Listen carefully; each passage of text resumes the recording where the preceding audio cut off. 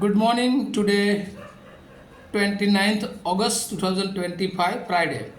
Wisdom of word of God morning ડિવોશનમાં આપ સર્વનો આવકાર કરવામાં આવે છે અને પ્રેમી સલામ પાઠવવામાં આવે છે.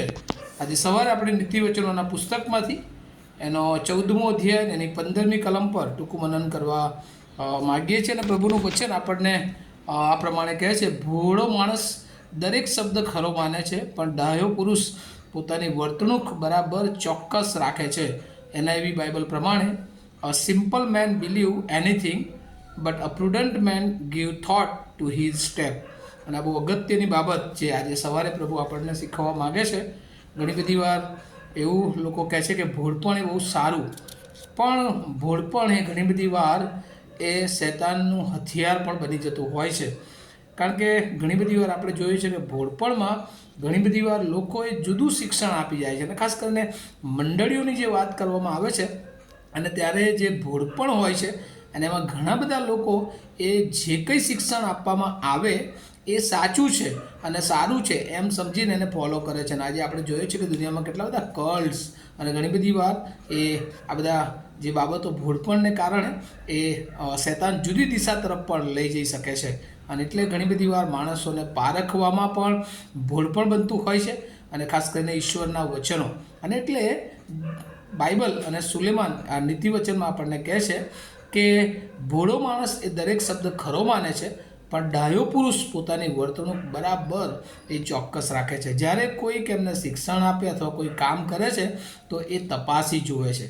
અને એટલે અહીંયા બે પ્રકારના ડિફરન્સ મૂકવામાં આવે છે. એક પ્રુડન્ટ મેન કે જે સમજદાર માણસ છે, જે જ્ઞાની માણસ છે, એ પોતાના જે પગલાં છે એ વિચારીને મૂકે છે. બીજા અર્થમાં કે બહુ સમજદારીપૂર્વક એ ખાસ પ્રકારની સત્યતાને ચેક કરીને પોતાના જીવનમાં આગળ વધે છે. જ્યારે ઘણા બધા લોકો એ ભોળપણ છે એમ સમજીને એ જાણે કે બધી જ બાબતો પર વિશ્વાસ કરતા હોય છે અને ઘણી બધી વાર તેઓ પસ્તાતા હોય છે અને શૈતાન એમને છેતરી જતા હોય છે. અને આજે આપણે જો બાઇબલ તરફ દૃષ્ટિ કરીએ તો જૂના કરારમાં પણ ઘણી બધી બાબતો એવી છે કે જ્યાં શૈતાન એ જુદી જુદી સ્કીમ આપીને એ લોકોને છેતરી જાય છે. અને આપણે શરૂઆતમાં જ આદમ અને હવાનું જો પિક્ચર જોઈએ, જો ચિત્ર જોઈએ, જો સ્ટોરી જોઈએ, તો એમાં પણ જાણે કે હવાને એ શૈતાન એ આ ભોળપણનો લાભ લઈને એને છેતરી જાય છે અને અનંતકાળિક નાશ તરફ એ દોરી જવાને માટે એને તૈયાર કરી દે છે. જે ઈશ્વરે ના પાડ્યું એ બધું કરવાને માટે એને તૈયાર કરી દે છે. અને ખાસ કરીને મંડળીઓની વાત આવે છે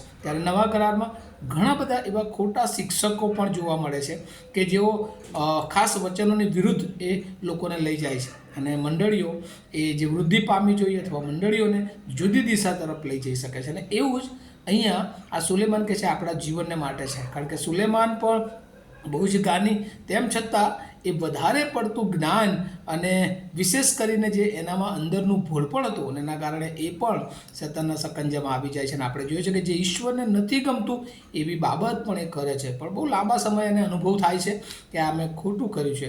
અને એટલા માટે આપણા જીવનોમાં પણ ઘણી બધી વાર ભોળપણ, આપણને એવું લાગે કે આપણે ભોળા છીએ છોડી દઈએ, પણ એ ઘણી બધી વાર શૈતાનની સ્કીમ હોય છે અને એમાં આપણે ફસાઈ જતા હોઈએ છીએ. અને એટલા માટે આજે સવારે પ્રભુ આપણને કહે છે કે ભોળપણ રાખવા કરતાં આપણે સમજદારીપૂર્વક દરેક પગલું, દરેક નિર્ણય અને જ્યારે પણ વચન વાંચીએ ત્યારે આપણે યોગ્ય સમજ મેળવીને આપણે આપણા જીવનમાં એ વિશ્વાસ કરીએ અને આપણે બીજાઓને પણ એ શીખવીએ. બાઇબલ પ્રમાણે કોઈ બાબત છે કે કેમ એને આપણે ચેક કરીએ, પવિત્ર આત્માની દોરવણીમાં આપણે બેસીએ, પ્રાર્થના સાથે તૈયારી કરીએ અને એમ આપણા જીવન દ્વારા ઘણા બધા લોકોને આપણે ઉત્તેજન આપી શકીએ છીએ. અને આજે સવારે પ્રભુ આપણને ચકાસવા માગે છે કે આપણે કોઈ પણ કામ કરીએ બહુ સમજદારીથી આપણું પગલું હોય. કારણ કે આજે ઘણા બધા લોકો આપણે સેક્યુલર લાઈફમાં પણ જોઈએ છે, વણ વિચાર્યું કામ કરે છે, બહુ લાંબુ વિચારતા નથી અને પછી તેઓ ભરાઈ જતા હોય છે, તેઓ ફસાઈ જતા હોય છે. અને એવું આપણું જીવન પણ બની શકે છે. એટલે બહુ સમજદારીપૂર્વક, ટાઈમ મેનેજમેન્ટ સાથે, ઈશ્વરની બીક સાથે. અને ડાયો માણસ હંમેશા પોતાની વર્તણૂક એ ઈશ્વરને મધ્યમાં રાખીને તપાસી જુએ છે. અને આપણે પણ આપણા જીવનને ઈશ્વરને લક્ષ્યમાં રાખીને તપાસી જોઈએ. માણસો પર ભરોસો કરવા કરતાં દેવ પર ભરોસો કરવો એ વચન આપણને શીખવે છે.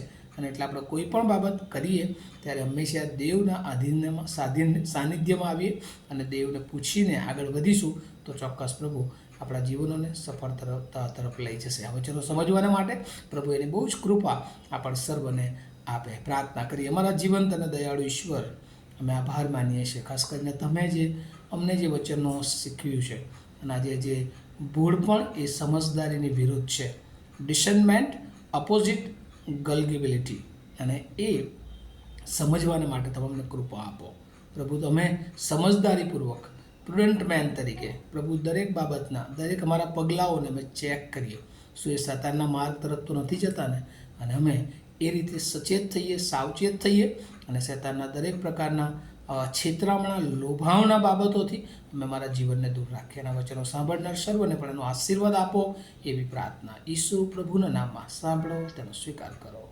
Amen. Have a nice day to all of you. Thank you.